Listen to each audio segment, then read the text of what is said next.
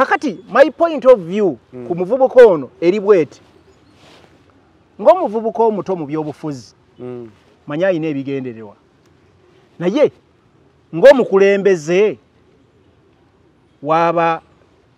w'abayizi ku ceremony ng'eno esoose okubeera ey'amaanyi ku university mu kisanja kye ebifaananyi tebyabadde nno bya mu kisenge bambi nti oba byabadde bya State House tebyabadde nti babikubye nti bakukuta nga bannaffe abamu abambala sikaati enkonde ekiro ne bayingira State House byabadde mu lujjudde owulira mugana byabadde mu lujjudde nga bw'ola sipiika alondebwa NRM owulira ssebo n'olaba nga bamukubye ekifaananyi mu parliament nga leader of opposition agenze wali ku desike ye n'amubuuza katugenda kukola kitya ku kino ekiri ku order paper. Haven't you seen leaders of opposition nga bagenda wa speaker mu parliament? Tubalabye wali wennyini nga bamwebuuzaako kyekigenda maaso. So Churchill James Sentamu okugenda wali maaso ne babakuba ebifaananyi ebifaananyi bya future reference oba bya gundi bajja byogerako nti ono yaliko omukulembeze wa Makerere ate nga ku lunaku bwe ruti president yakyala wano ebifaananyi ebyo bisobola n'okubanga si bya Churchill bya university exactly kyenkugamba nti bya myaka gijja bajja byogerako nti innovation ene yaliwo omulundi guno Churchill yali guild president ne Mwai Museveni yakyala wano enenwa tekyabadde Churchill yokka abakulembeze bonna abalondeddwa alabye abawala nalabye ono omuwala wa Mubs naye yabaddeyo naye guild president si yekka universities zonna eza mu Uganda eze Uganda zasindise ba guild president bazo okay abeggulu Mbarara n'abalala bonna babaddewo naye the talk of the day olw'okuba nti abantu waliwo abagala okusiiga okukola blackmail malisi n'ebirala they are focusing on this young man tata we owa NUP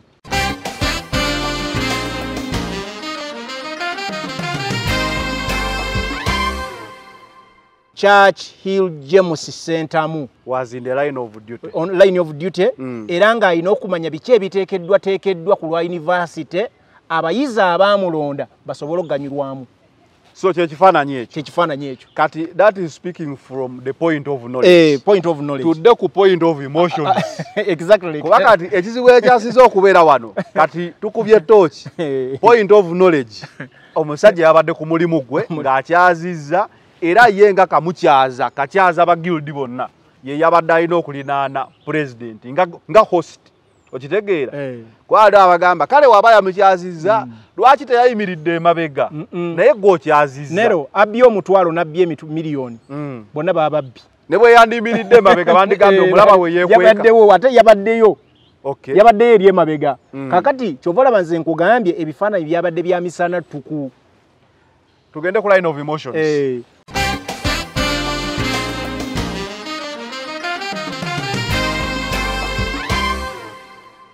Bannayuganda bannange mbalamusizza amannya nze Nyanzi Fred Sentamu Ssabakunzi w'ekibiina kya National Unity Platform. Nfunye amawulire ku internet wonna ganyiziza bannayuganda nange ne ganyiiza nnyo ndabye ebifaananyi nga byesittaza omanyi nyinimu waataba ebikere bitemba ennyumba nabyo ebifaananyi mutabani wange nga atudde ne dictator kyannaku nnyo nti ba agenti be bakuza olukwesikwesi nafuna ebifaananyi kyeyanonye afubye nnyo famire yaffe okufunamu afubye nnyo okweyambisa famire ya Sentamu okufunamu omuntu omu gwe yeekwasa kati afunye ebifaananyi ebyo era yakyatutenga ekyobugagga ekitagenda muyamba n'akamu n'olw'ensonga eyo nkusaba oveeyo wetondere bannayuganda nze kitaawo ndi wa National Unity Platform kituufu wagira ku independent naye oli mutabani waffe ensi ekulengeramu ebirungi bingi n'olwekyo okusaba okola ekituufu oveeyo okyusa ekifaananyi ekyo wetondere bannayuganda bw'oba osobola nga bikutabudde you may resign no concentrating ku bitabo byo notayingira nnyo mu kunumya bannayuganda weebale nnyo weebale ddala bannange webityo bigenze mukama atusaasire aba line of emotions bagamba kyakiru yawaleta sobola kwesonyiwa line eyo n'agamba omukulu ono gwe bavunaana ku buzibu bwonna obuliwo sisobola kumwesonyiwa nero line of emotions tesobola kutwala buyinza yadde koota ya koota era kyokyeva kyekiteesa abakulembeze ne bagamba mu bantu emitwalo 4 balonze omukulembeze ogwo omu yaba bakiikirira kitegeeza abasukkulumyemu engeri gyalaba ebintu kitegedde nkutegeera ensonga eyo gitegedde nti abantu emitwalo 10 batunuulira ne bagamba ono gwe tulonzeemu leader talina ku reasoninga ku emotions ayina kuba strategic era being strategic kyekimufuula ow'enjawulo abantu ne bagamba omusajja ono abadde alowooza nnyo kusukkuluma bye tubadde tulowooza era kyekituwadde success otegedde kyekikeza ku makya kampuni negamba tunoonye CEO ayina obukugu kampuni eno tulaba egenderera bwe tunaamuwa obuvunaanyizibwa okusinziira ku bukugu n'experience ye ajja kututuusa ewaddako obukugu bwe bufuula omuntu omuweereza w'abantu abalina emotion zaabo mu mbeera eno leka nkuwa example nga forces of change zimaze okukkiriza nti Besigye anafuye beetunulamu nga banoonya next leader anakwata omumuli gwa opposition twogerereko waggulu nga talabika bannambooze ne beekubakubamu awo nga tebamulaba ng'alinga alabibwawo ye road mayor naye nga naye tannakakasa nti asobola okutekinga ova mwami Museveni okuteking on mwami Museveni otegedde ne baddaawo ne beerumaluma ne bakola batya Kyagulanyi kyava ajja neofalinga naye gwe nkugamba ye muto ku bbo enewcomer mu kino kye baalimu muto mu myaka muto mu politics naye yavaayo n'agamba nze ngenda mweyimbamu abamu ne bagamba osaaga ekyo kyokka ekirowoozo ky'okuba nti omuntu ye ayimukayo n'agamba nze ntadde neewaddeyo nja kuvuganya omusajja ono amaze mukulembeza emyaka by then gyali 35 ekyo kyokka kikolwa kya buzira era kyova olaba Kyagulanyi batuuka ne bamuwa erinnya ly'empologoma empologoma y'emagere otegedde si kikolwa kya mutiitiizi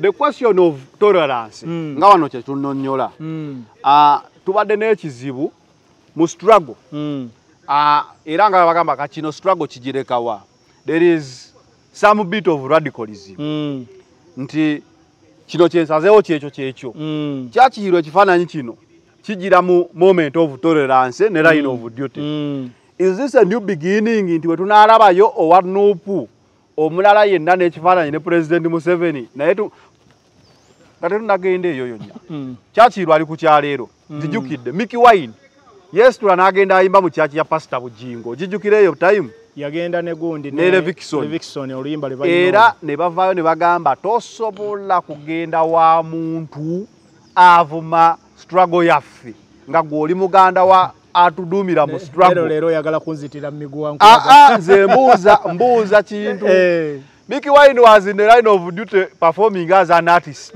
naye yakubwa era ne bamugamba tokiddangayo kati so ekyatuka ku Mickey Wine ng'ayimbye wa Bujingo kitu onono ye muganda woli wa Bobi Wine basentamu ba chairman Nyanzi baani abo ono mwana waabwe could it be nti emotions ezimwe zize oba naye asobola okukamba olaba we nayimbe wa Bujingo mwampisa bubi naye nange nali mu line of duty Kyamiki kyali kyawukanamu nnyo kitya Kyamiki kyali kyawukanamu bwe kiti nti Miki nga muyimbi nga ku level gye twali twogerako Bujingo si mukulembeze wa ggwanga owulidde naye munansi anti wuliriza Bugingo si mukulembeze wa ggwanga Miki yali asobola okwewala okugenda ku gundi yali asobola okwewala okugenda ewa Bugingo atya ng'ate muyimbi anti wuliriza Miki yali asobola okugenda ewa Bugingo okuyimba era ye ng'omuntu ku level gye kyali kimukosa n'emirimu gye ne famire kyali kitono nnyo compared bw'ogeragera n'ekyono omwana ali ku duty otegedde kubanga Miki bwe twogerako talina position gya ono Bugingo yali talina position gya holding gy'osobola okugamba tosobola mwewala tosobola comparinga kino ekyamwa Museveni n'okikomparinga ne Miki we yagende wa Bugingo Fountain of Honor yafuga buli kimu gwe kimanyi nti guild president balina okubanga bamumanyi like government kozi Makerere emuwana omusaala Makerere ye gundi ya government enkulu kati baba balina okubanga bakumanyi era nga mu record mwoli kati kino ekyagundi ekya nono ekya Muganda wa Miki Wine yakyamuka kubanga ali aludde okuba n'akayimba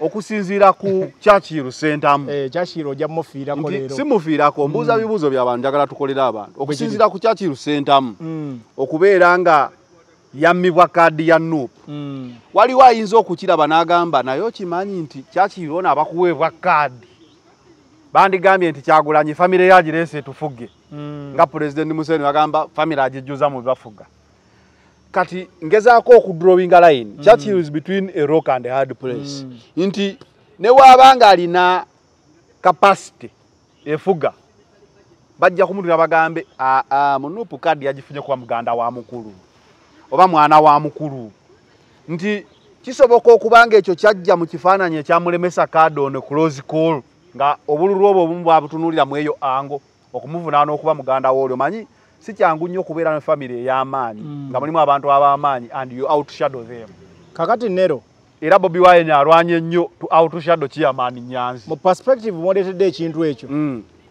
nze ngamba the current situation status eriwo current situation nsuubira eri better than even okusinga bwe yalifunye kaadi Nupu ng'ekibiina kyasikowalinga nnyo omwana ono ng'ammiddwa kaadi okusinga nga bagimuwadde era kyova olaba nze nkugamba ebigendererwa byange byonna byali nnyo kubanga bapropagandisits baalikubye nnyo NUP olw'okuba kali akantu ke mbadde njagala okujjukiza ke nnakugamba malayo ensonga eyo togizza mabega ogambye NUP yasikowalinga nnyo mukuma Churchill kaadi dhani okujimuwa ensonga gye njagala okubuulira nti Chairman Nyanzi wakati nga ensi emwogerako nti yagaba kaadi mu NUP abantu bazigula buguzi buwanana baaligambye omwana wa muwadde buwi kaadi teziyita mu kasengejja okuzifuna kaadi teziyita mu kasengejja okuzifuna era abantu tebabawa kaadi okusinziira ku busobozi bwabwe n'ennamba ze bayina ate kyalibadde wasi kati kankuddiremu singa omwana ono bamuwa kaadi God forbid Mukama n'akireeta obuzibu n'atawangula ate olowooza kyalibadde kitya baddidde omuntu atalina busobozi n'amaanyi ne bamuwa kaadi y'ekibiina n'agwa nayo olw'okuba mwana waabwe bafiiriza obukule bafiiriza ekibiina nga Chairman Nyanzi yennyini bw'ayagala okwesimbawo ku bifeemu ne bamugamba Chairman Nyanzi Bobi Wine muleke ndowooza ne Eddie yawe kye kyamujja mu politics nolaba nga Eddie yawe yasikamu olw'okuba muganda wa Bobi Wine basuubira nti ne waaba alina obusobozi okufuna ekintu tagwanidde okitegedde okay kati kyalibadde wasi singa omwana ono bamuwa kaadi n'atawangula ate ne bwe baali gimuwadde n'awangula bino ne bibaawo bye twogerako leero A'udhu billahi minash shaitani rajim bismillahir rahmanir rahim assalamu alaikum wa rahmatullahi ta'ala wa barakatuh nze Haji Yasin Kizza omusomi w'eddua nkola ku misango bula ly'abaana gwa yalimu okuzaala abonaabona anoonyeza obufumbo n'obutambulamu emirundi gyonna akabyo obwavu atalina mulimu ebizibu eby'amaka eby'emmaali omukisa yagenda e Bulaayi okukola toyina mirembe toyina mirimu nsangibwa galambo ku lw'ejjinja osobola okukuba ku nnamba ezo ali ewala osobola oyita ku WhatsApp ku nnamba zange ezo z'olaba ku sikuriini yo. Oludde ng'otawanyizibwa endwadde ogezezzaako wangi biganye kati kozesa obutonde kankwanjulire Biva Organic ekulemberwa Dr. Senjobe Richard omukugu mu kujjanjabisa eddagala ly'obutonde omuli emmere emiddo n'ebibala tujjanjaba endwadde nga pressure ebizimba mu nabaana fibroids okuzibikira mu basajja oba prostate gland enlargement endwadde z'abaana tukolera ne wake up call ku mwami omunafu atatambula lugendo luwanvu ayakozesako enkola ey'okwezannyikiriza nawe wagenza akula mu myaka n'ogenda ng'onafuwa okozesa obucupa 6 sisitimu neddawo. Ate era tulina ne immune boosters wamu ne body booster ayamba ku bantu abatono abagala okwongera ku mubiri n'endwadde endala nnyingi. Tusangibwa Mengo opposite ne Masengere Hamukasa Road. Awamu ne branches zaffe okwetoola eggwanga tukubire ku nnamba noti 752 mukaaga noti 2 427 oba noti 773 454 5 noti 2. Biva Organic emmere eddagala. Focus 360 the final channel kwoli between the lines kuba tochi mu nsonga every midweek waberawo ensonga eba yeetagisa okunyonyola obulungi. Farouk Ali nga bulijjo abeerawo nakubira tochi mu nsonga between the lines n'akola ddala ki ekiri emabega w'eggulire lino ki ekitegeeza scenario ye ebebaddewo oba emboozi ebebaddewo bwetyo ne tubeera nga tumuleeta mu midweek.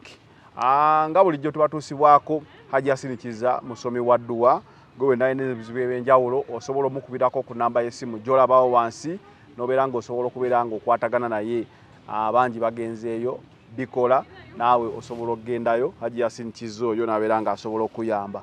Ate era nitutambula ne bannaffe aba Biva Organic bano bo nga bagamba nti emmere eddagala ng'era akalango okawulidde Biva Organic Dr. Senjobe gyali nnyo era ng'akugamba gwe kitwale nti ekibala oba omuddo oba emmere ddagala wejjanjabe ng'okozesa organic products kubanga ziba tezirina side effects ebiseera ebisinga. So gwe omusajja yaŋŋambye wake up call kikulu nnyo omuntu yenna akuba endiba neyeveranga Madrid ng'oyagala okuba endiba omaleeyo nga Arsenal agende wa Dr. Senjobe akuwe wake up call. Ate gwe naawe omukyala ng'oyagala oguwagira obenga omuwagizi wa Arsenal era genda ofune bakayize batyako abakyala producer nyambaako nerabira erinnya lyako akabakyala ako mujja kala mu kalango nako nti nammwe temusigalidde mabega wa ndiba. Farouk Ali nga bulijjo Munamasaka sooka obuuze kubatulaba abatuota obuliro yonna gye muwangaalira mbalamusaako yonna gye muwangaalira nti tubaaniriza wakati mu wiiki tuzze ne Zanero twongere okubatuusaako ebifa mu ggwanga. Ntumiddeko nnyo abantu b'e Boston awo abantu abali mu UK Manchester North London East London. Njagala kutumirako nnyo abantu b'e Masaka abo bo simanyi na bwezobola kiyita kinkakatekako omala otumira ensi yonna n'ogamba n'ab'e Masaka okitegedde bulungi oba Masaka teri mu nsi yonna ensi twagitongoza ebivaayo Masaka si bya bulijjo so bano Masaka mbatumirako akeeso nti omwana wamwe nkyaliyo wano ekyaddondo n'abakulu bano waliwo omukulu ali wano ku kamera naye omwana oyo anyway kamuleke ne muganda wange Zanero abakunja ensonga bazikola tukunja miti tetukunja abantu nze nkire essaawo omukunja Paul Job Kafeero ebintu yaleka abyogedde okay nga bulijjo wabeerawo ensonga etuleta mu midweek nga yo tesobola kulinda paka ku Saturday naye tekitegeeza ate Saturday tujja kudda tuyinza okuba tufunyeyo stories endala oba okwongera ku eno development story waawe beetuuse. Munnayuganda yenna atulaba we bwazibidde olunaku lwa jjo ng'ekifaananyi kya mwana mulenzi Churchill Sentamu ng'ono nno ye guild president wa Makerere University ali ne President Museveni ku Makerere University babadde bagulawo wiiki ya science ndowooza exhibition ya wiiki ya science. Ekifaananyi ekyo ekyayogeza abantu ebiwanvu n'ebimpi n'ebibuuzo ebyenjawulo nti kati struggle kigirekawa okusinziira ku ango buli omu wakirabira. There are those abasanyuse waliwo abanyizi waliwo abagambye kiryokke nga bulijjo Farouk Ali ajja kuba atuyisaamu kawo ku tooki era bwe bwazibidde ng'amawulire gatandise okuvaayo nti ba MP bafunye obukadde 10,000 lopu ye yakasuse ku mutimbagano gwe nti awulidde waliwo suspicious money tibe mupi bafunye obukadde 10,000 nga babebaza ku coffee bill eri gye bayisa ate era mbo n'engeri y'okuteekamu ekikono court martial eno okubeera nga esobola okuwoleza ba civilians ng'esobola bawozesa nga yagamba kirabika ze sente zino abazifunye tetunnabamanya wabula ate era tufunyeewo ku mawulire agamu nga gagamba sente zino siza kugulirira wabula za kugenda kebera government projects ndowooza ababaka abamu we bagamba buli omu abyogera buwe ndine Farukali ensonga ezo bbiri ndozijja kwongerako ya Hildaman yabaddeko n'akola interview ku NBS TV we yavuddeyo n'akiralifyinga ku butambi wiiki yonna ewedde ejjukire badde ya Hildaman yavuddeyo n'akiralifyinga ku mbeera y'obutambi obwamulabikiramu ng'akozesa obusungu ekyo yakyetonze naye n'annyonnyola n'embeera eyo waaki yajjawo era n'alaga nti akyali ku mulamwa n'ekibiina ye ng'agamba ensonga za struggles ezisinga obukulu at least mbantu bonna be boogeddeko nja mwebaza nti teyahesitentinze kwogera kibiina kimwali aleka yatuwulira nga bannaffe abamu be babuuza munnayo oli mu kibiina ki nanti omanye ekibiina buli munnayuganda alina eddembe okubeera mu kibiina we kiba kya byabufuzi oba kya bulimi ekibiina tubalabyeko abayogera weebatyo yatuwulira mu show gye twasembayo naye Hildaman yavuddeyo n'akiralifyinga bulungi nnyo era nze ndowooza nawulidde nze ndowooza nawulidde anyway Farukali tutandike ku kifaananyi kya mwana mulenzi Churchill Guild President Sentamu James Churchill Sentamu James abantu ab'enjawulo bavuddeyo ne bawa endowooza yaabwe era ne babuuza struggle kigirekawa oba ye yandisaanidde okubeera n'omukulembeze w'eggwanga mu kifaananyi nga bulijjo munnamasaka nkakasa walya bagiyita mitwe gya ngege byonna tubiridde obusomi obwo n'olya ne ku maaso n'obeera ng'osobola okulaba nga floodlight twenna gukoma gulya nga nkyali muto gye bugenze bukula amaaso gakula mato gye bugenze bukula omutwe naguvaako naye nga tutunuulira ensonga eyo mu kifaananyi ekigazi nero tujjukira bulungi ensonga zino tetwazoogerako bwe zaali zidevelopinga mu kusooka naye waliwo okulonda guild president wa 91 guild president owe91 wa Makerere University era twalina ba contestants bangi naye okuba nti ebyobufuzi bitandikira nnyo ebyobufuzi ebyeggwanga bino bitunuulirwa nnyo mu institutions ezo kubanga abaana baba bakuze ku mutendera gwe balowooza nti bali able to take positions of leadership era ba guild president abasinga ba disappointing abamala ne bajja mu era abavudde awo bangi bw'obalaba leero eno gye bali muli bammawo omuli bambidde oba yaliko omukubo bangi abasaalirwa bangi so ensonga ezo abantu batunuulira ekifaananyi ekyo ku gundi ennene ku scope ennene era oli takuvayo n'akugamba nti ekyo kiri bubeezaawo kiggweeraawo no kifaananyi kinene kubanga omuntu oyo aba akoze foundation era najja n'abawagizi be eno ebyobufuzi gye bikola ki gye bikwajjira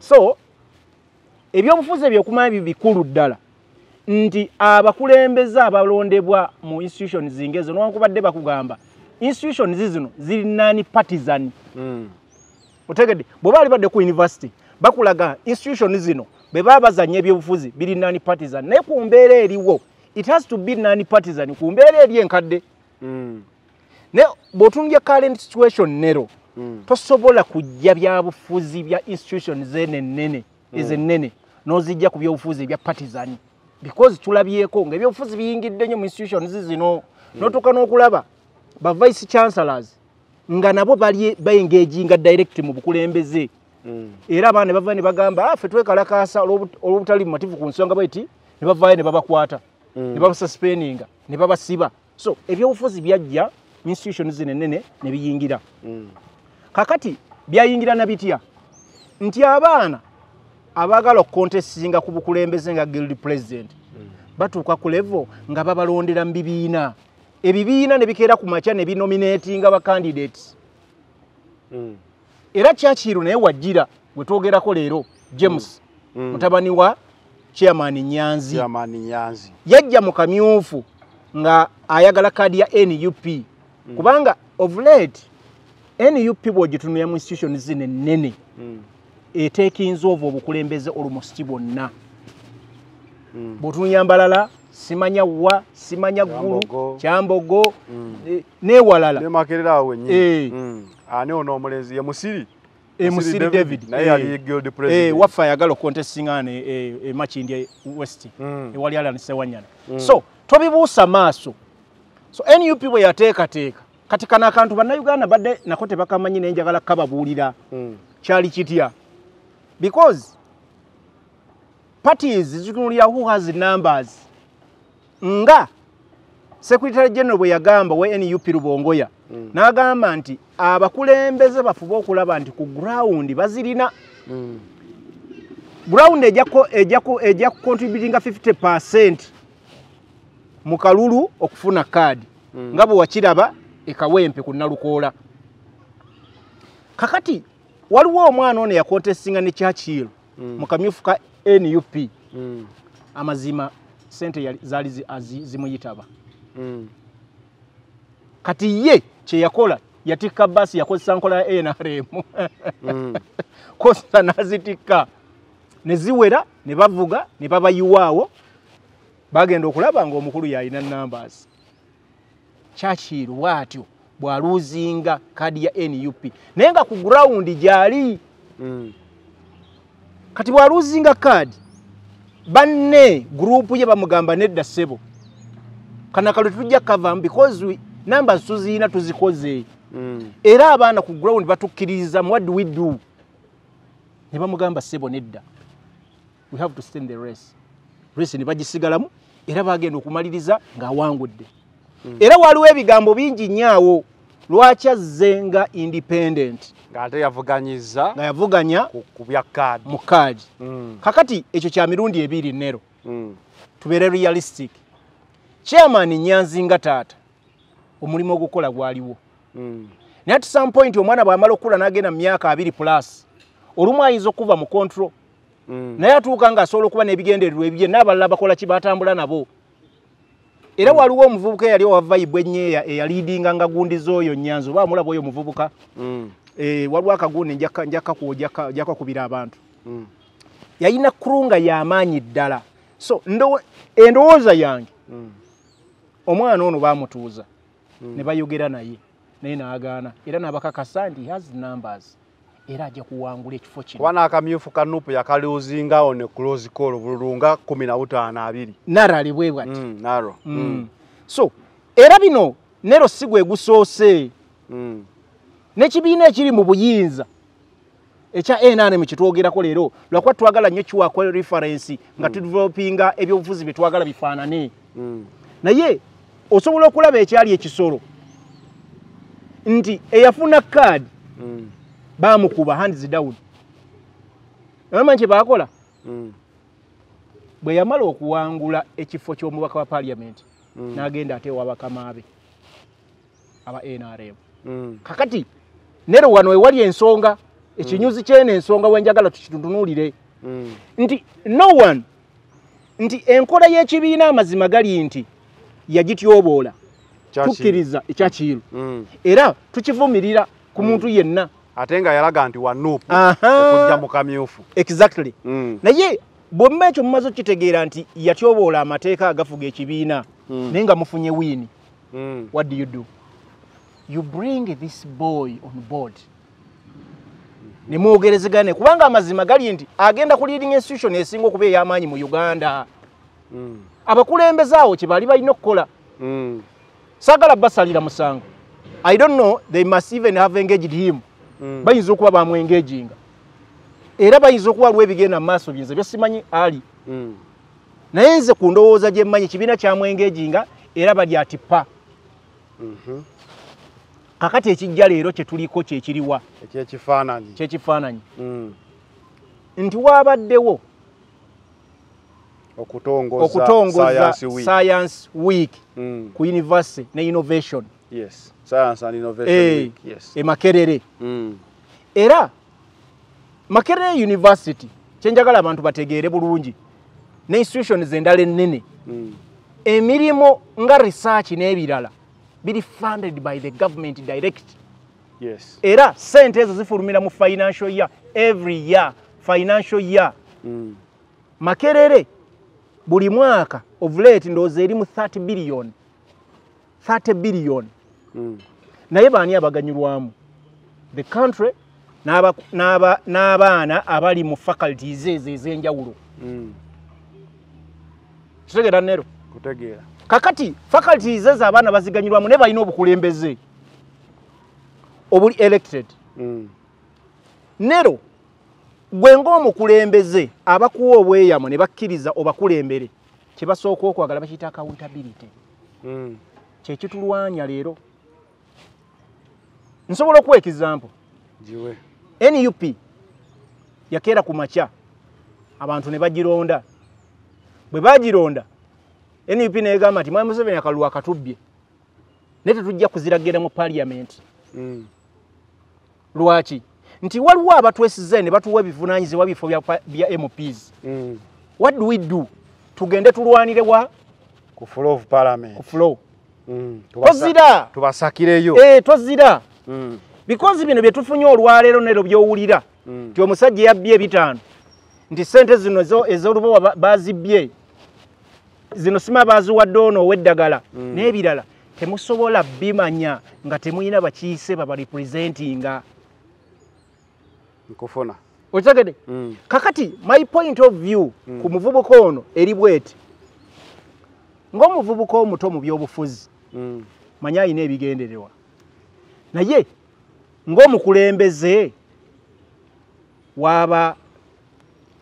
w'abayizi ku ceremony ng'eno esoosa okubeera ey'amaanyi ku university mu kisanja kye ebifaananyi tebyabadde nno bya mu kisenge bambi nti oba byabadde bya State House tebyabadde nti babikubye nti bakukuta nga bannaffe abamu abambala sikaati enkondo ekiro ne bayingira State House byabadde mu lujjudde owulira mugana byabadde mu lujjudde nga bw'ola sipiika alondebwa NRM owulira ssebo n'olaba nga bamukubye ekifaananyi mu parliament nga leader of opposition agenze wali ku desike ye n'amubuuza katugenda kukola kitya ku kino ekiri ku order paper. Haven't you seen leaders of opposition nga bagenda wa speaker mu parliament? Tubalabye wali wennyini nga bamwebuuzaako kyekigenda maaso. So Churchill James Sentamu okugenda wali maaso ne babakuba ebifaananyi ebifaananyi bya future reference oba bya gundi bajja byogerako nti ono yaliko omukulembeze wa Makerere ate nga ku lunaku bwe ruti president yakyala wano ebifaananyi ebyo bisobola n'okubanga si bya Churchill bya university exactly kyenkugamba nti bya myaka gijja bajja byogerako nti innovation ene yaliwo omulundi guno Churchill yali guild president ne Mwami Museveni yakyala wano enene tekyabadde Churchill yokka abakulembeze bonna abalondeddwa alabye abawala alabye ono omuwala wa Mubs naye yabaddeyo naye guild president si yekka universities zonna eza mu Uganda eze Uganda zasindise ba guild president bazo okay abeggulu Mbarara n'abalala bonna babaddewo naye the talk of the day olw'okuba nti abantu waliwo abagala okusiiga okukola blackmail malisi n'ebirala they are focusing on this young man tata we owa NUP kikulaga interest ba propagandists gye bayina mu NUP otegedde nero nkufuna nti wabaddewo ebintu bingi ebitoogerwako naye ba propagandists babufuna akakisa konna era owulira ekigambo kye bagamba nti James Churchill Sentamu ya meetings Mwami Museveni basala ne bakola ne deal gemuli yagadde spreading all over social media kakati emitwe gye badde bakola ki headlines zezabadde zitambula nedda temulimba bantu ekyabaddewo wabaddewo omwoleso tugite mwoleso launch y'omwoleso ogwa science and innovation e Makerere University era ng'omugenyi omukulu yayitiddwa yabadde Mwami Museveni president w'eggwanga okitegedde ne bamuyita aweese omukolo guno kubanga amazima gali nti omukulembeze w'eggwanga ye Minister of Finance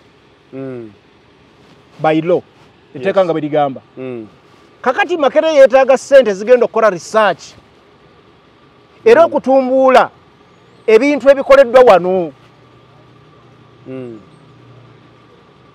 gwomukulembeze w'aba students ng'oyagala bafunemu nga gwokyaziza ba guild president bonna osobola okugamba nti ekifaananyi sijja kibeeramu.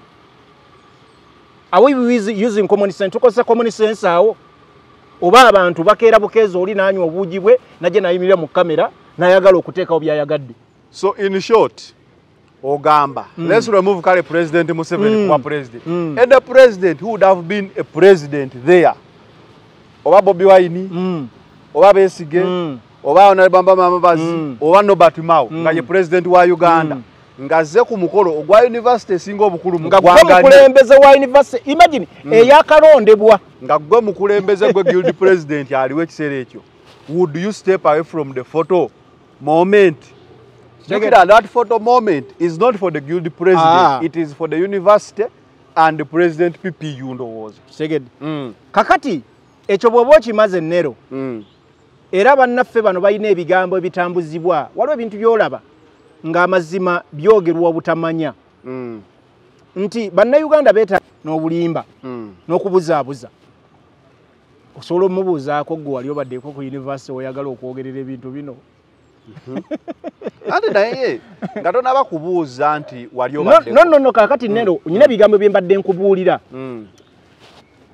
constitution erina amateeka gerambika obulungi eggwanga gerigoberera ne bannansi ge balina okugoberera naye mu lunaku olumu tutuuka ntugamba nti etteeka ligamba bwe riti naye teriteekeddwa mu nkola nti etteeka ligamba human rights zirina okugonderwa oba okugobererwa abali mu buyinza ne bagavvoola. Kakati mbadde ngezaako okulaga nti universities zigamba there is no partisan politics.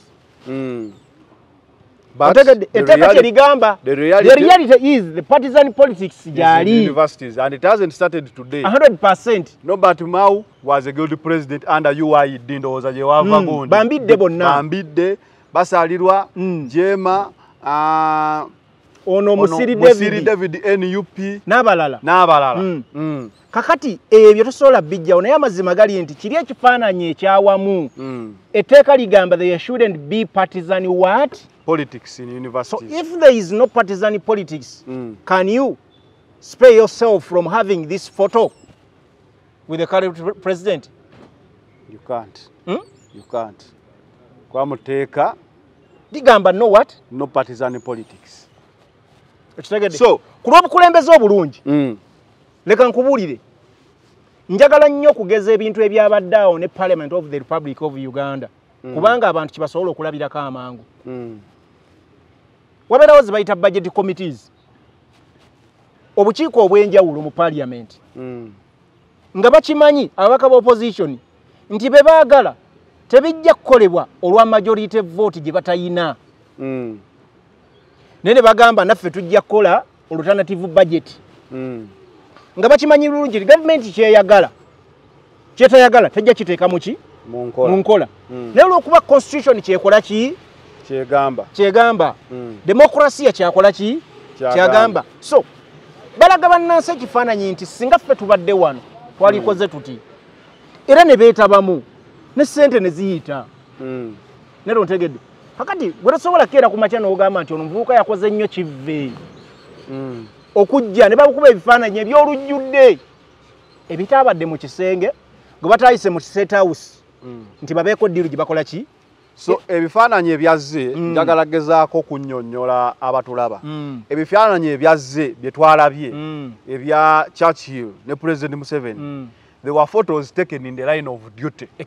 Ku mulimu gwe line of president kitwale nti nno olina MP akiikirira ekitundu kyo prime minister ze okuggulawo government road bakoze ko project oba community bakoze oluguudo kati omugambo olw'okuba goli opposition togenda kubeerako ng'ate wasaba. Let me give you an example. Fwane machinje tuyina mulya nyama meya kasirye mulya nyama mulya nganda mulya nyama mulya nyama nganda ezenguudo zoolabe ezisinga ezikoleddwa nakati ezikoleddwa government ekeera ku makya negamba tujja ddukola olw'emachinje kasirye nganda meya ekimuvunaanyizibwako ekisooka kulaba nti zikoleddwa ku mutendera gwe zirina okukolebwako bayita accountability.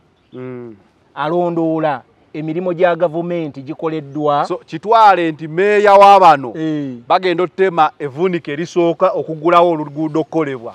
Gwe lw'okuba ye wa Nuupu omugamba sigala mu woofiisi tomanya. Naye ate wamulonda akukolere. Ajje ku mirimu egikolebwa. Okay. Okitegedde? Kakati kuggwe naye ani abalyazaamaanyiza munne. Bw'atabaawo abakulyazaamaanyiza. Kubanga talina by'anaakubuulira ebifudde mu ki? Tajja kumanya accountability. Sente mekazi batadde ku luguudo ki ekirina okukolebwa ani alina okusasulwa. Kati ono that is the line of duty. Churchill James Center was in the line of duty. On line of duty. Era nga alina okumanya biki ebiteekeddwa ku lwa university abayizi abaamulonda basobole okuganyulwamu. So kyekifaananyi ekyo. Kati that is speaking from the point of knowledge. Point of knowledge. Tudde ku point of emotions. Exactly. Kuba kati ekizibu ekyasize okubeera wano kati tukubye torch. Point of knowledge. Omusajja yabadde ku mulimu gwe ng'akyazizza era ye nga kamukyaza kakyaza ba guild bonna ye yabadde alina okulinaana president nga host. Okitegeera? Kwali abagamba kale waba yamukyazizza lwaki teyayimiridde emabega naye gw'okyazizza. Nero abbye omutwalo n'abbye miliyoni bonna bababbi. Ne bwe yandiyimiridde emabega bandigambye omulaba we yeekweka. Yabaddewo ate yabaddeyo. Okay. Yabaddeyo eri emabega. Kakati kyova olaba nze nkugambye ebifaananyi byabadde bya misana ttuku. Tugende ku line of emotions. Recently wabaddewo ebifaananyi ebyabakansala abamu aba KCCA. Kuba babireese nabyo nga bagenzeeko mu State House Entebbe. Amawulire nga bikuba nga gaffe tetubimanyiiko biki weebityo. Ekirala Chairman Nyanzi. Because kati nkuli abantu yabadde boogera yaduumirako parade awo. Okitegeera? Ebizibu byafuna ku parade awambiddwa akoze atya. Tuli mu line of emotions. Waliwo abagamba taatawo nga yakawambibwa government. Batata be babiri. Kumbi batata be babiri ne Bobi Wine naye taata we. Naye ebizibu byayiseemu lwa government eno. Balaba mu line of emotions balaba omwana ono ye abalaga tanyiiga ku muntu gwe bateebereza oba gwe basuubira okubanga obuzibu bonna bataata be bafunye buyise ku mukulu gwe yabadde naye president w'eggwanga. Munnayuganda ali wansi atamanyi nnyo bintu bwe bitambula na kye bayita politics. Nsobola okutegeera ango mwayogerera.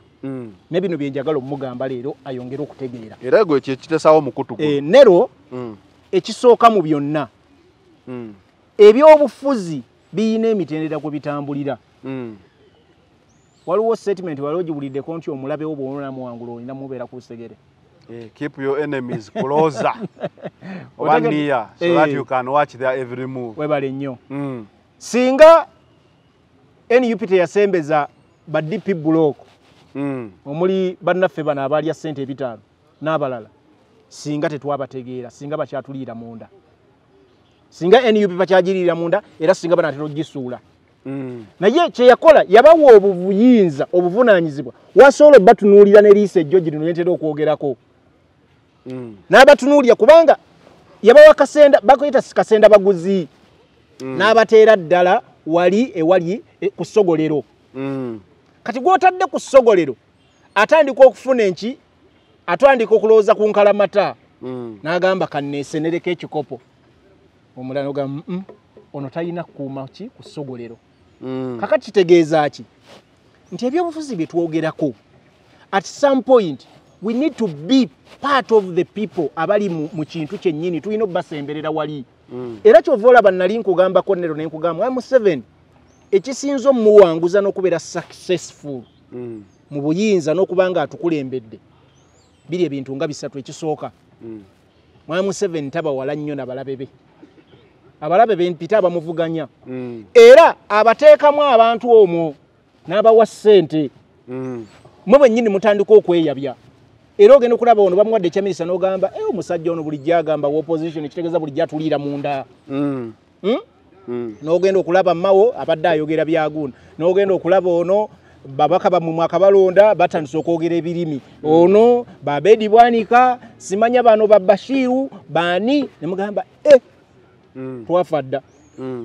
Mwami Museveni yalajja mu buyinza wano waliwo abantu beyakozesa bangi okuvunika gavumenti y'Obote nga bali mu gavumenti munda era abali baagala mujoyininga mu nsiko n'abagamba you serve better when you are there. Musigale nga mulwanira wali muki Be blessed. Munatubuulira ebiddako. Kakati mu struggle every person has a role to play. Olumu tosobola kuyigga nga teweetabye ku bayizi. Tosobola kulindira eri nti bwe banayigga bajja kuntemerako. No. Nawe olina okwegatta ku bayizi n'omanya nti bwe batema bwe mubadde mu enjobe nawe okaanira okugulu kubanga obadde okola ki? Obadde kwoli. Tebasobola kusuula muguluka oba bali. So kitegeeza ki? Nti abantu nga bakyakuba nnyanzi balina okukimanya nti tuyina n'abantu bangi abatabadde ba NUP. NUP ekibiina ekipya. Tuyina bangi betuleese onu boodi. Boshabe bali ba NRM. Bannambeshe. Aisha Kabanda. N'abalala katubasuule. Kubanga tebali bali ba NRM. Ekyo NUP mu bbanga eddene eri ebibiina by'opposition yesoso kikola. Okusikako abantu mu NRM neba crossings ne bajja mu NUP. Apart from FDC ya breaking awe ate nayo era bikate yagenda na FDC yaleta ba NRM bali awo kubuulira mazima. Yajja mu bibiina naddala nga DP n'ebirala ebyaliwo n'abapya. NRM naddala abadde active bogamba nti abadde wa NRM wuuyo. Kubesaawo eno wobola abanopo ekyajja nayo Jackson Muyanja Senyonga na yazze. Kakati NUP kyekoze kye twetaaga. Toyina abantu bona bagamba nti oli very busy oli serious oyagala kuvunika government nga toyina na mubaka mukulembeze go sobola kansa kati ndowooza olabe ekiri ekasese.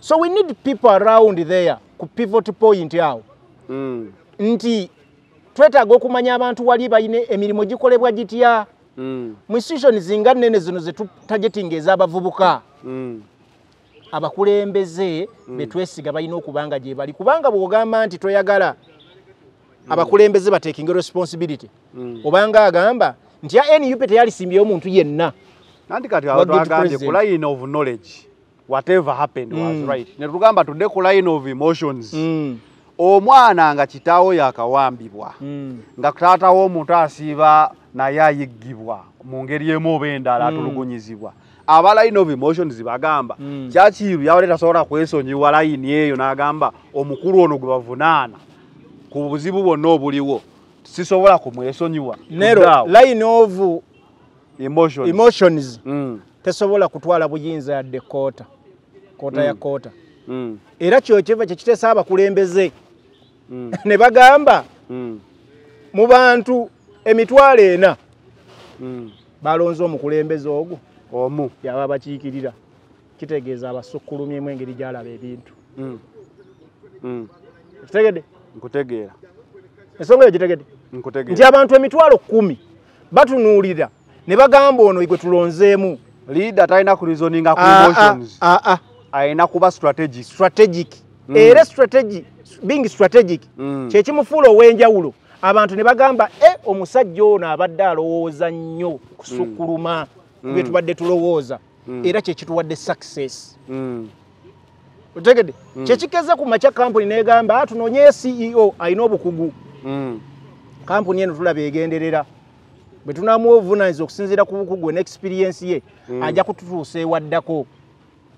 Obukugu bwe bufuula omuntu omuweereza w'abantu abalina emotions zaabo. Mu mbeera eno. Leka nkuwe example. Nga forces of change zimaze okukkiriza nti Besigye anafuye. Betunulamu nga banoonya next leader anakwata omumuli gw'opposition. Twogerereko waggulu. Nga talabika. Bannambooze ne beekubakubamu awo nga tebamulaba. Ng'alinga alabibwawo ye road mayor. Lukwago. Naye nga naye tannakakasa nti asobola okutaking over Mwami Museveni. Taking on.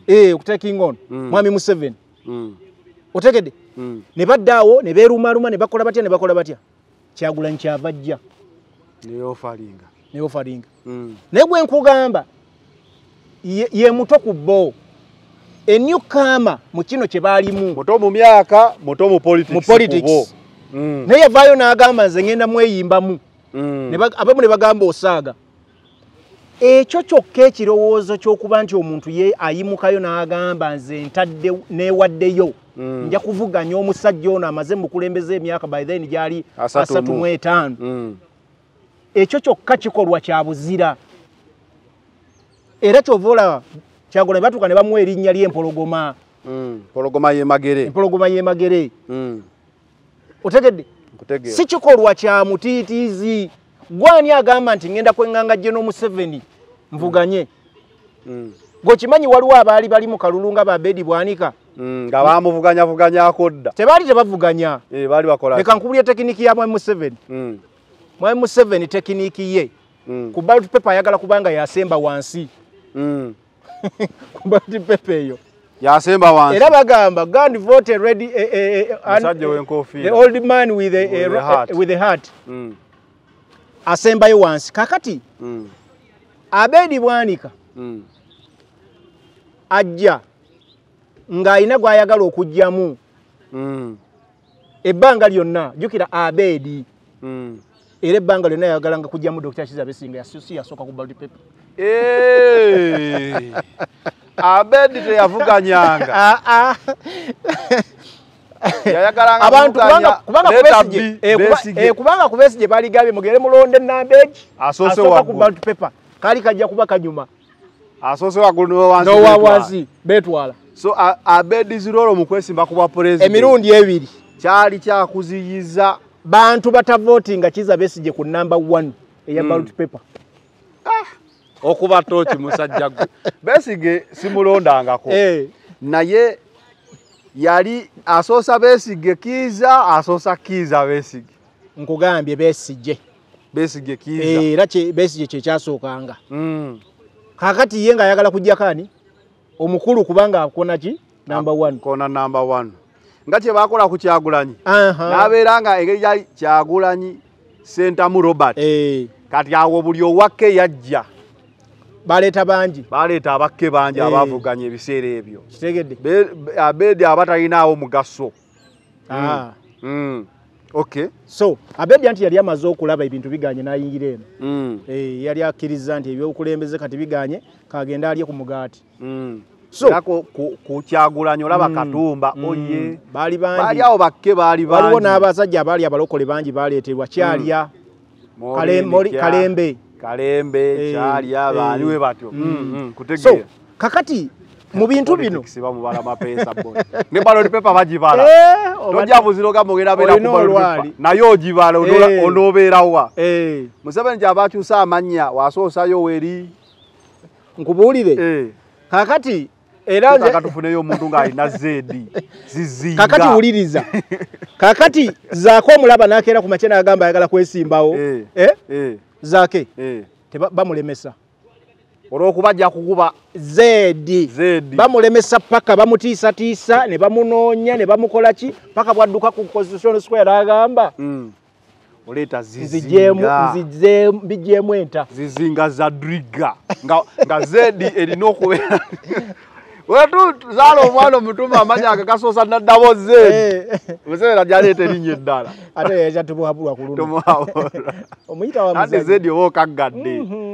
zedi oba okaggadde atisi yeetuuma erinnya erya zedi essatu ne baliwandiika nate nga bwe yatuuma tuhabulwa kuba kikkirizibwa okukyusaamu amanyi atisi neetuuma zizizizi naye nga asembye ku ballot paper so nero nga tufuna ekifaananyi ekigazi mu bino ebintu nzikiriza nti abakulembeze ku mitendera egy'enjawulo balina obunafu abamu era saagala gamba nti abantu bali perfect naye Chairman Nyanzi abadde ne challenges ng'omuntu era bingi ebimwogeddwako naye bisinga nga byogerwa kuba regime propagandists nti era Chairman Nyanzi yagaba kaadi Chairman Nyanzi yali akolagana ba NRM Chairman Nyanzi nga bwe twogera ku bantu abalala bonna nero nti before NUP people had parties ze balimu nga je ba subscribing tu Chairman Nyanzi fena tukimanyi yali wa NRM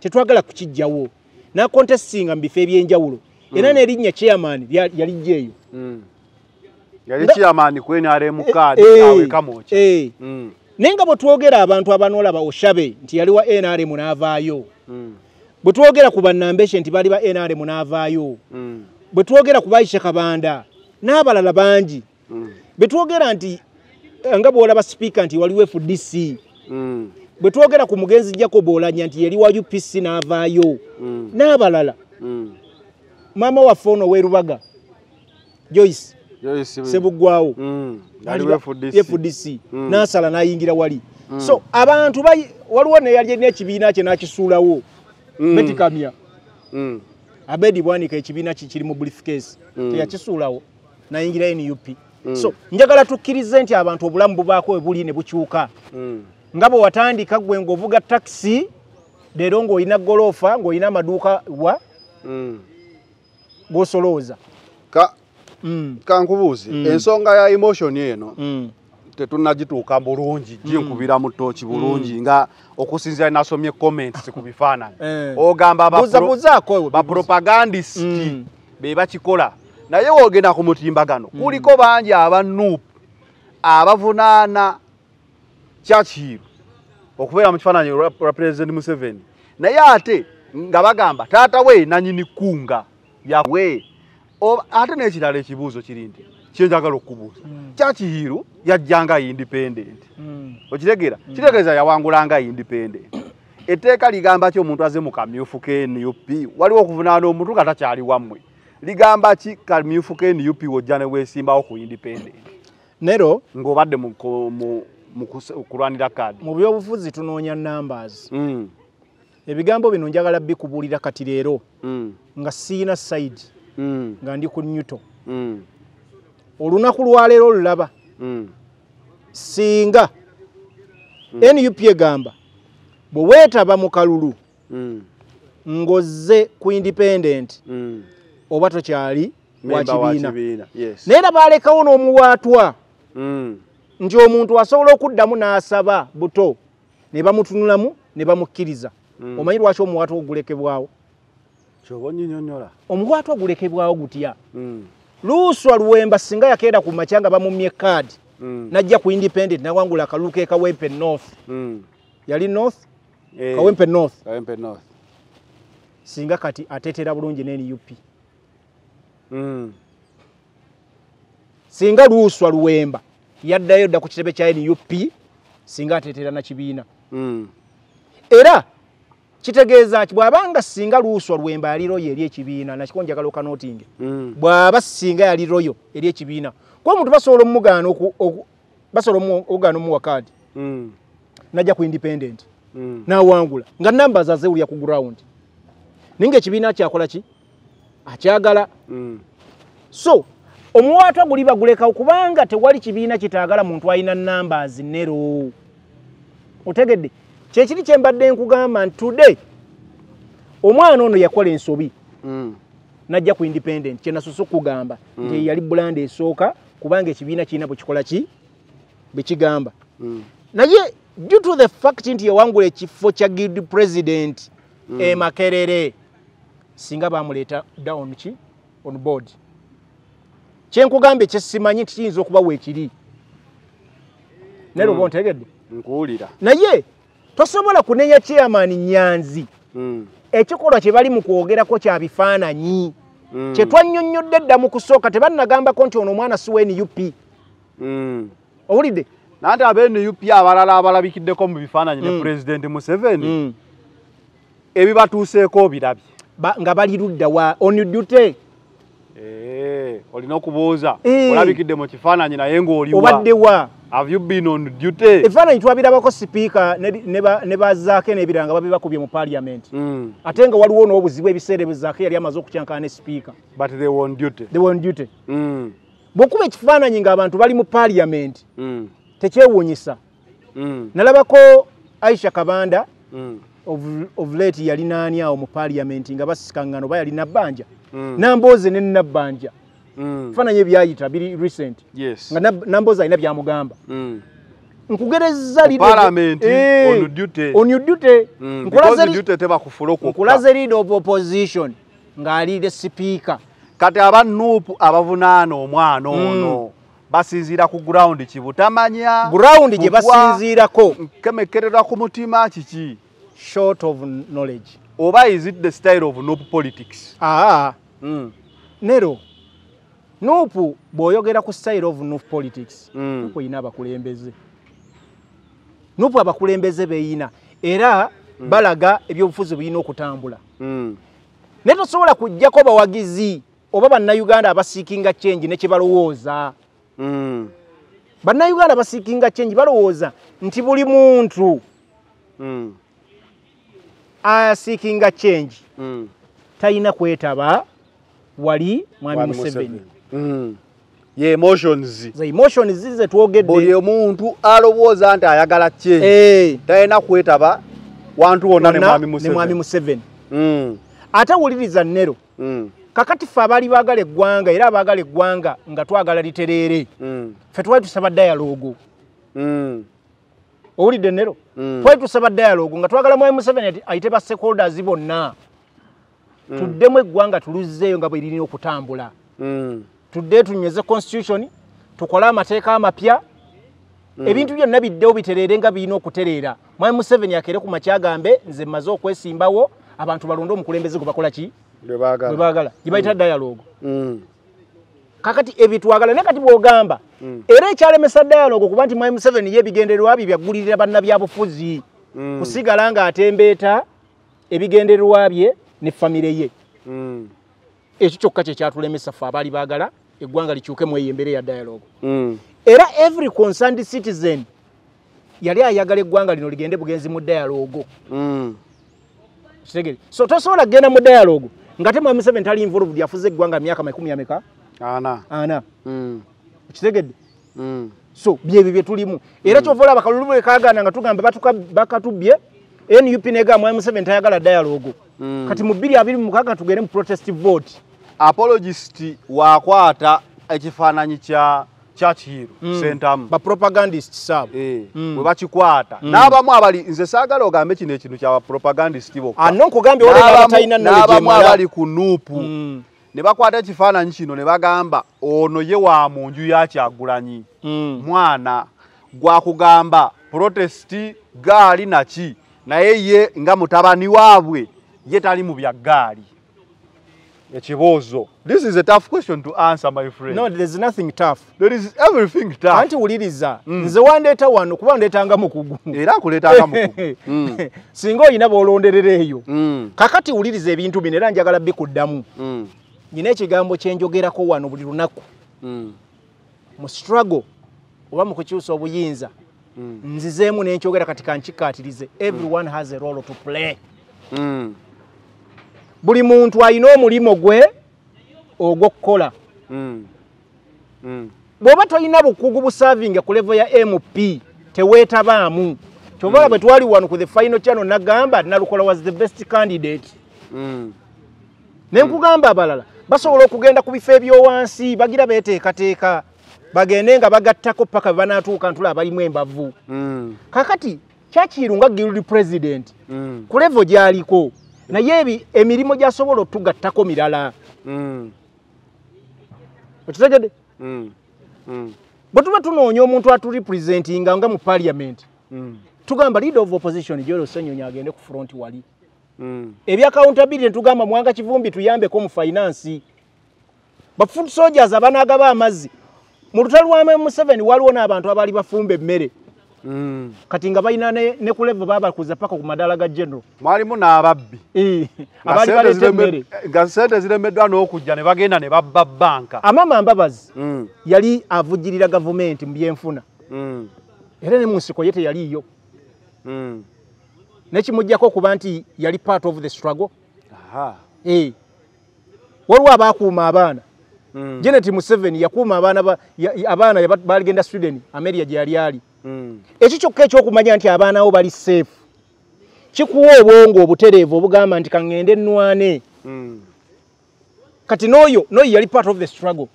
Ameria kyambadde okuwaŋŋamya bano abaali bali mu buwaŋŋanguse. Nekimufuula okuba nti yali part of the struggle. Kyenkugambye nti everyone has a role to play.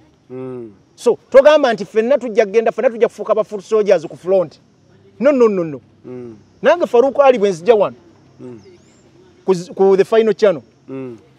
abantu abalina essuubi nembawa essuubi nemba information gye baagala okuwulira bawa ne knowledge ne knowledge sije baagala okuwulira awo ekituufu kitegeeza nange ngatta ku struggle that's my part oba role gyenza nnyi nero naawe okubanga onkyaza wano noleeta kamera yeeyo eya ssente nnyingi n'ovuga emmotoka yo n'ova emukono n'ojja wano tukole sheeno naawe uli ettaffaali lyogasse ku struggle so mu revolution oba ekintu kyonna wabaawo buli muntu ettaffaali lyagattako emmere ogenda okujja ewako giraba nga bagitadde awo mu ddiiro omufumbi ayinza okuba tomulabye nako awusigala ewaka nga yagifumbye netajja mu ddiiro aliira eri mufumbiro kyogamba batalina mugaso aba yafumbye the question of tolerance nga wano kye tunonnyola tubadde n'ekizibu mu struggle era nga bagamba kakino struggle kigirekawa there is some bit of radicalism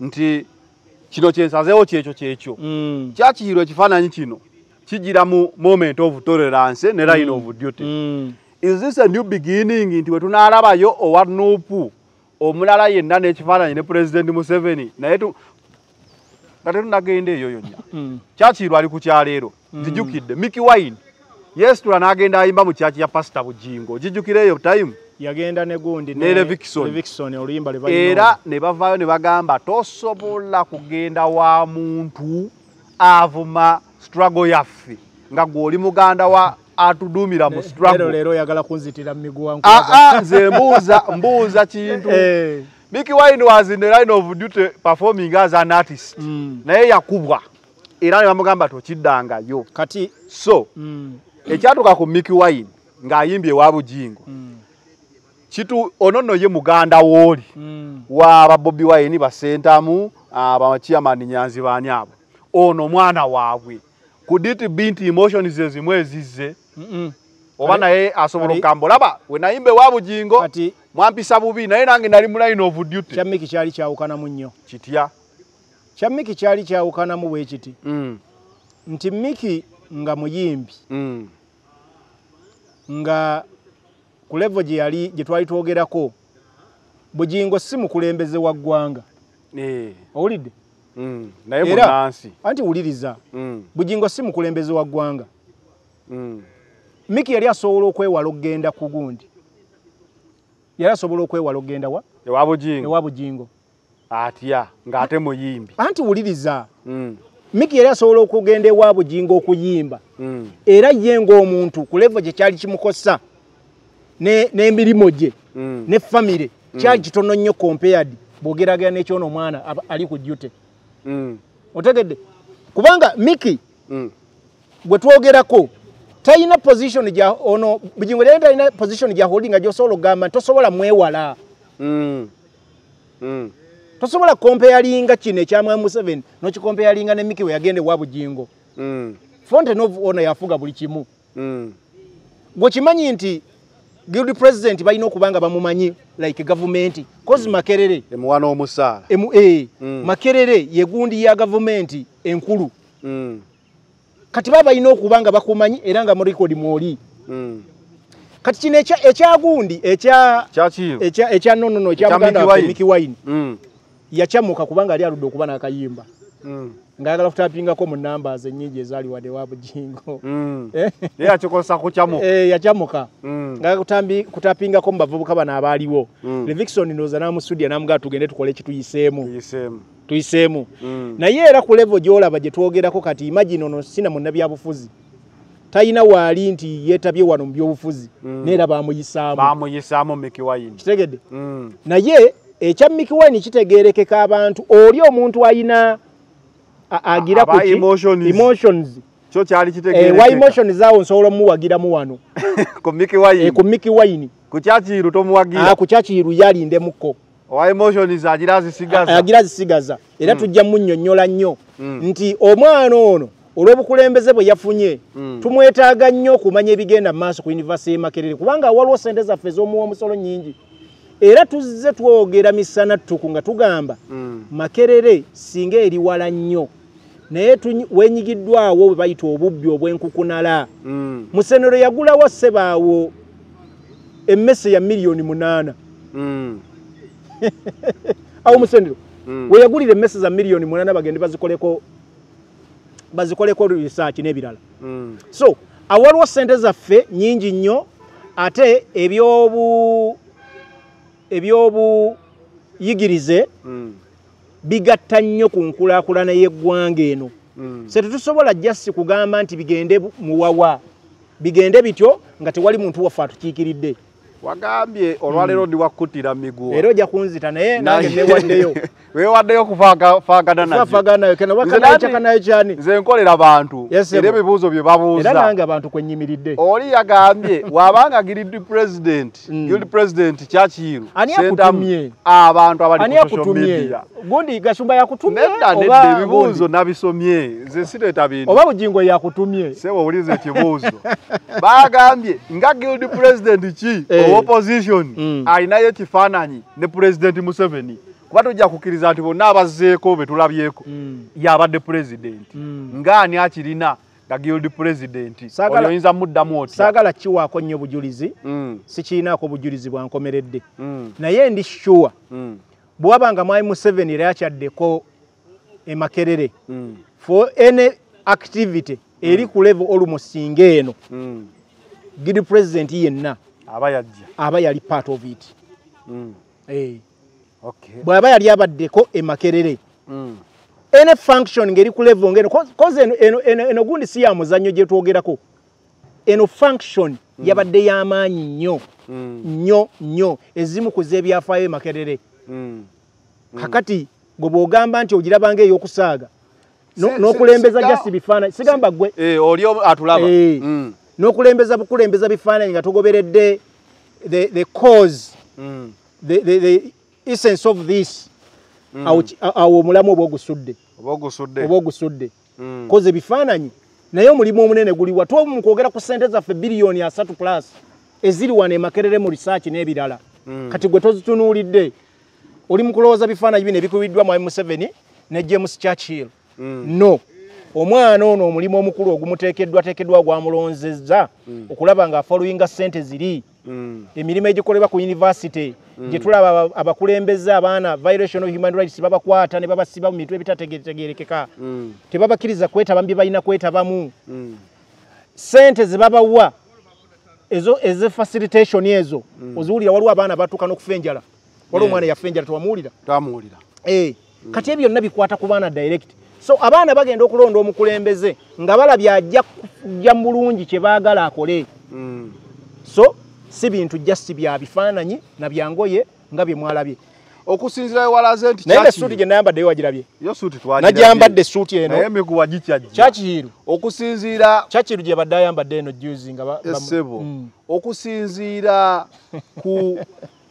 okusinziira ku Churchill sentamu Churchill ojja mufiirako leero simufiirako mbuuza bibuuzo by'abantu njagala tukolera abantu okusinziira ku Churchill sentamu okubeera nga yammibwa kaadi ya NUP waliwo ayinza okukiraba n'agamba naye okimanyi nti Churchill ono abakuweebwa kaadi bandigambye nti Kyagulanyi famire yagireese tufuge nga President Museveni agamba famire agijjuza mu bafuga kati ngezaako okudrawinga line Churchill is between a rock and a hard place nti ne waabanga alina capacity efuga bajja kumutira bagambe munupu kaadi yagifunye kwa muganda wa mukulu oba mwana wa mukulu nti kisoboka okubanga ekyo kyajja mu kifaananyi ekyamulemesa kaadi ono close call nga obululu obwo obumu bwabutunuulira mu eyo ango okumuvunaana okuba muganda woolyo manyi si kyangu nnyo okubeera ne family ey'amaanyi nga mulimu abantu ab'amaanyi and you outshadow them kakati nero era Bobi Wine alwanye nnyo to outshadow Chairman Nyanzi mu perspective mwoleetedde ekintu ekyo nze ngamba the current situation status eriwo current situation nsuubira eri better than even okusinga bwe yalifunye kaadi nupu ng'ekibiina kyasikowalinga nnyo omwana ono ng'ammiddwa kaadi okusinga nga bagimuwadde era kyova olaba nze nkugamba ebigendererwa byange byonna byali nnyo kubanga bapropagandisits baalikubye nnyo NUP olwokuba kali akantu ke mbadde njagala okujjukiza ke nnakugamba malayo ensonga eyo togizza mabega ogambye NUP yasikowalinga nnyo mukuma Churchill kaadi dhani okujimuwa ensonga gye njagala okubuulira nti chairman Nyanzi wakati nga ensi emwogerako nti yagaba kaadi mu NUP abantu bazigula buguzi buwanana baligambye omwana wa muwadde buwi kaadi teziyita mu kasengejja okuzifuna kaadi teziyita mu kasengejja okuzifuna era abantu tebabawa kaadi okusinziira ku busobozi bwabwe n'ennamba ze bayina ate kyali badde wasi kati kankuddiremu singa omwana ono bamuwa kaadi God forbid mukama n'akireeta obuzibu n'atawangula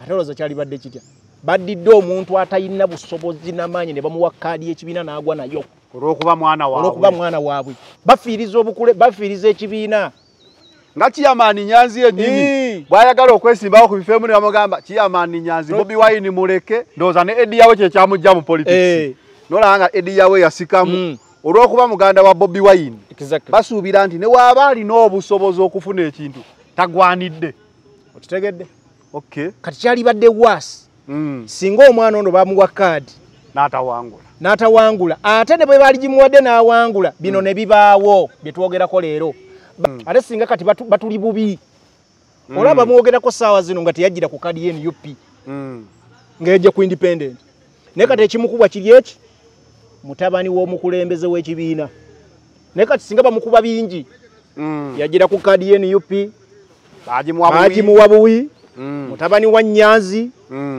Nyanzi yali wa NRM alabikiddwa ne Mwai Museveni kirayika baakoze ddiiru so it was a blessing in disguise ye kyakiro obutamuwa kaadi kyataasa ekibiina ne famire ya Nyanzi kyataasa ekibiina ne famire ya Nyanzi okay kitegeeza buli anajjo kima kaadi mu nuupu n'emummibwa olaba yamma mutabani we yali president well said ntolaba emmibwa gwe bagamba azigaba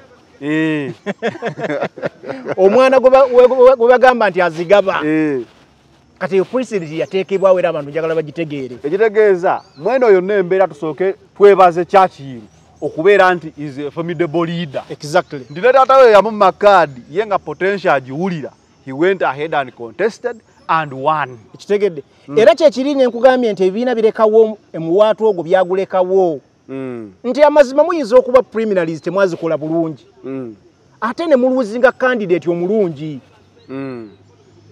kyobola balekawo omuwaatu ogwo nti muntu bw'abaagiza asobola okudda n'akola ki emitendera ne bagirekawo tewali muntu atayagala muntu alina numbers where does this photo leave Chairman Nyanzi kati nga nyinza muyitanga culprit oba I don't know if it's the right English word yokozesa ndi Chairman Nyanzi backlash gyafuna kati agifuna ku lwa mutabani we ngaye bagamba omwana omubi avumaganya nyina siwe kiri omwana omubi avumaganya nyina kati Chairman Nyanzi kuba emotional abakozesa emotions kireka wa politics we kakati nga Chairman Nyanzi kachachiru tumulese ali mu line of duty biki kati ono yenanyini kunga abuulira enjiri kiringa okusanga omwana wa pasita nga yali mu bbaala tubalabyeko kakati nero kireka wa Chairman Nyanzi leka nkubuulire akantu katono nnyo agamba Bobi Wine yampostinga nga mwami Kyagulanyi ngali mu parliament ya 2017-2018 waliwo olutalo lwa parliament Mwami Museveni bwe yalabikiramu era mu bantu abamu Mwami Museveni yakwata mu ngalo yakwata Mwami Kyagulanyi mu ngalo akafaananyi ako gye kali jakampa yakwata Mwami Kyagulanyi muki mu ngalo ne balagako Chairman Nyanzi n'obufaananyi ng'ali mu NRM ne balagana ebipande nga yeesimbye ku NRM barigimu propagandists be batambuza kati ne bajja n'ekifaananyi ky'omwana ono Churchill kye bakubye ku university ng'ali ne Mwai Museveni ne bagamba family yonna eno mugiraba babagamba struggle yagiryamu ddo bano bantu baffe batukolera waliwo ekifaananyi nga Bobi Wine during his line of duty akola handshake ne President Museveni kitegedde then waleese ne Churchill ng'atudde ne President Museveni ne balera ne Chairman Nyanzi nga yeesimbyewo ng'ali mugundi za NRM oli n'akomekereza agamba bano twabagamba bonna batukolera kati bye birife betudde ne tugamba ababakolera ate mba mwagala batta busi wa mwakabegezamu enfunda eziwera olide ababakolera mba mwagala batta busi ababakolera mutta bantu baabwe n'ebifaanana ng'ebyo kubanga Robert Kyagulanyi Ssentamu yakawona assassination gundi ezisukka mwemu Mwaluwa Kawuma gwe kyatwala mu Kalulu twabiraba enfunda eziwera gundi aliani Dani Magic oli Ashirafu bamuyuza bwongo mutwe Masaka byonna tagiti yali Robert Kyagulanyi Ssentamu his excellency so Ashirafu ate yali waggulu ku mmotoka nga ali mabega wa mwami Kyagulanyi ne Dani Magic yali ne mwami Kyagulanyi kakati ekibiina kyogamba nti kikolera byolwanyisa ne bino byonna bye tulimu leero byokuba abantu ekampo okwagala okubatta obusi kulumba ekitebe kya NUP bakubatira gaso okwagala okumuta n'ebirala bali badde tebiriiwo twali badde tulaba bali kaweevu nga mawo bwakola ki bwali nga DP weri teri wa DP akubwa kuba abakolera bali kaweevu teri wa UPC akubwa wadolo mwagazaaki ayupise katusobola okugamba ko ne tusigale nnyo ku DP DP bali kaweevu ate ne UPC nayo minister so ebintu ebyo nnero abantu balina obitunuulira kati bw'ogamba nti Nyanzi kimulekawa politically Nyanzi ye ng'omuntu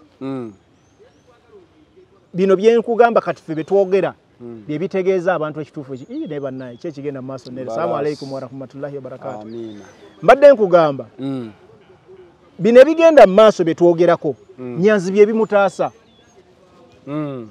ffe ba analyst abalowooza nti eggwanga lirina okuba nga abantu boogera ebintu with facts and information n'okumanya bye tugamba abantu bye balina okutegeera nti Nyanzi ye teyetaaga nnyo kwewozaako ne bwaneewozaako abamutemutegeera tebajja kukkiriza oba kiyinza otwala ebbanga omutegeera naye mu byobufuzi era abantu bonna oyinza obutabamatiza naye the fact is amazima geego nera ate waliwo n'ekirala kyembadde njagala okugamba nti olumu gwe booyita aba NUP nga tuvudde mu Kalulu ka 2021 pages ezisinga ssebo zezankyukakyuka bannaffe baazigula ezimu ne bazihakinga ne bazitwala butwazi kati waliwo page emu eyali eya Map Media bano aba PPF bagibba bwe bamala ogibba bwe bamaze okugamba nti batongozza ekibiina ne bagireeta gye bateekako ebintu byabwe kati gw'obaawo ng'ogamba peegi za NUP nga zigamba zikuba mutabani wa Nyanzi naye nga abaziriko abaziddukanya beba regime aba NRM ne banywanyi baabwe so ebyo tulina kubitegeeza bannayuganda kyekituleeta buli lunaku ne tukeera ne tumala obudde nga tukola research tubawe ebintu ebituufu nga based on facts n'amazima esebo okay parliament tugende mu parliament obukadde 10 tuyiteyoko obugambibwa nti bwafunyemu parliament mwazeemu amawulire nti ba MP bawadde obukadde 10 okwebaza bbiru y'emwanyi n'okugamba nti kooti mashe dewevunaane abantu abulijjo allegedly nti nguzi yo parliament oba n'abamu bagamba bya sente zagenda ku checkinga government projects si bwe kiri ensonga eyo gyogerako otya amazima gali nti ebintu byonna ebigenda mu parliament nga bikwatagana ku ssente nnero era tutandika biwulira nti mbu ne buli ekiyitibwa mu parliament nga kikwata ku ssente bw'okiwulira mu mbu kikomekkereza kituufu kiba kigguse tubiwuliddeko bingi bwe baali wano balonda ba speakers Mwami Museveni bawo babaka ba parliament bangi ssente nga muli n'aba-opposition balonda omukyala Anita Amongo twazuulya miliyoni 4 plus naziwulirako ne wabawo ne ssente endala ne wabawo kati zino ze twagamba 5 zatandikira mu mbu twazoogerako ntuzikakasa nti abakulu bazeegabira service award emyezi 6 so buli wowulira nti mbu buli bwe tuba tugenda mu kulonda nero nga tuli towards elections government ya Mwami Museveni efulumya ssente nga zigenda eri ababaka nga balina bye baagala okuyisaawo njagala kujjukira nnyo mangu mu 2016 we njagala okutandikira aseba bwe bayita 2016 si bakwata ku gundi yali 2 ki togikwatako yali 2017 2018 togikwatako ndowooza eri awo tutandikire emabega eri mu 2010 mu term limit ekisanja gibyatandikira sente ne zifuluma twawulira miliyoni zaali mu 5 at that time naye nga nnyingi era bazifulumya towards nga tugenda kulonda nga tunatera okugenda mu kalulu ne bajjawo term limits ne tujja mu 2017 awo age limit ne bajjawo age limit kakati ebintu bingi bizze biyita era buli waba ekiyita sente zikola ki zifuluma so leero bafulumiza miliyoni 100 fe tulowooza bulungi nti balina ebaagala okukusa ebayisaawo era mawo nawulidde nti alina amateeka gakukusa galeeta ku full parliament amendments electoral amendments n'ebirala si bino bye twawulirako nti president alondebwe mu house amendment ezo era mwemuli neki ne court martial kati court martial kibafulumizza nnyo wabweru ne waliwo n'ebirala ebigenda okuyisibwa wansi w'oluggi oba wakameeza ezo amendment zigenda kujja era ababaka mwemuli era baweereddwa ssente nyina n'akantu ke nabadde mpulira akayitaayita naye ako kankaleke tujja kadda ku lwomukaaga kamalo kakonfaminga nero kiri nti waliwo ababaka bangi be nawulidde naddala nabo opposition nga bagamba sente bazikoze eki bazifunye era bazitutte naye tulinze kubanga ekya developing story wakati wano nawe akatambika ssenyono twafunye amawulire nti ababaka bali mu kubawa ssente miliyoni 10 okusingira ddala aba NRM n'aba opposition abatonotono sente zino tuwulira mbu okusookera ddala ababeebaza olw'okuyisa etteeka ya kofibi mujjukira ensonga ez'emmwanyi ne tubiremerako ne bakuba ne bagira n'ebirala kati babeebaza n'okubeeteekerateekera ennongoosereza mu tteeka lya UPDF kubanga kooti ensukkulumu yavaayo n'egamba nti abantu ba bulijjo tebalina kuwozesebwa mu kooti z'amagye kati baagala etteeka likyuke basobole okukikola ekyo ke kasente kano ketuwulira akali mu ggabibwa mu paalamenti miliyoni 10 kyannaku ndife abakulembeze abalina okubeera amaloboozi g'abantu abalina okubalwanirira anti kakati ababaka bayinza okuweebwa ssente abantu ne babavaako muli byammwe munaabone mu kooti z'amagye n'ebirala ebintu bino bize bivaawo of course beebuzaabuza mujjukira kagabo ye twamwanika tubugamba sente ezo zizeeyo gye wazijja n'azisitula nti ate kakati ate baŋŋambye nti bo baazimpa tebaagala nzikomyeyo kwegamba akavuyo bwe katyo kyannaku n'okusingira ddala tuwulira mulimu n'aba opposition abatonotono be bagenda okuwa ku ssente zino tuteze amatu okulindira okutegeera aba opposition abafunye ssente zino tujja kubaanika era nga tujja bakolako ng'amateeka bwe gagamba kubanga toyinza kwebuzaabuza nti oli naffe ate nga real oli mu kukola birala kyannaku naye katusuubire nti bannansi balabye akalulu ke tugendamu tikakati bannaffe bano bo aba NRM na opposition abatonotono bano bagobebwe kubanga omubaka bw'asindikibwa mu paalamenti okuteesereza abantu okulwanirira abantu ate ye n'akola birala so kyetwogerako si lugambo ono Joel Ssenyonyi yennyini si byambu just tetunaba bikonfaminga naye oyo ye mukulu mu parliament mu opposition ekyenyanja ekigamba mu nyanja eyo walabeka waliyo musisi tokibuuza wategedde otya era kyobalaba nkugambe gwe kusooliramu ebintu ebikwatagana ne same parliament nga bagamba mbu era bikomekereza tuli mu ssente nti abantu basimbudde era tezidda mabega okay nga tumaliriza Hildaman yabadde ne show jo ku TV kusanyuka we yabadde annyonnyola ku mbeera y'obutambi obadde butambula embeera ya Hildaman ogiraba otya Hildaman akyalina challenges ng'omuntu ze ndowooza nti nga bwe namugamba wiiki eri eyaggwa nti omusaalaba gwe yeetisse munene naye omusaalaba asobola okugumalawo ng'ayogera n'ekibiina n'abakulembeze b'ekibiina nga bwe yagenze ku TV agendeko ku kitebe era ayogere ekyokubiri yewale nnyo public communication eyo ekakkanya ekibiina kubanga era namulire ng'agamba zaali emotions era akyejjusa naye statement yali agezaako bwe yali ajogera n'abantu ab'olubatu bamanyi nti baali babe oba bakibiina ab'omunda ekyokubiri Hilderman akyali muto mu byabufuzi byobufuzi bw'oba ozze olina okumanya nti waliwo abakulwanyisa abakulwanyisa baba balina ebigendererwa mirundi ng'ebiri ekisooka abamu baba baagala kifo kyo alaba baagala kusuula olw'emitima emibi naye naawe tekikujjaako kusigala ku mulamwa n'otembeeta ensonga ng'ekibiina ky'ovaamu bwe kigamba namuwulire dda akyalemedde ku nsonga y'okugamba nti ensonga za mpuuga era naye akyaziraba nga bwe yaziraba yagamba tajja mumusalira musango paka leero bw'oba okyayogera statement eyo ng'ekibiina kyo kyateekinga dda action ne standi yaakyo nga weeri ensi yonna egimanyi kitegeeza tonnagondera nsonga za kibiina okyali ku bwannamunigina statement eyo giwulidde bw'oba ng'ogamba ensonga za Mathias Mpuuga Nsamba tomujja mumusalira musango paka leero ng'oli mu parliament nga bakama abo paka leero bayawukana n'omukulu oyo ensi yonna ng'eraba bwe ng'ova ng'okyagamba olinga agamba still stand with him kitegeeza gwe tonnakkiriza nti otambula n'ekibiina bwe kigamba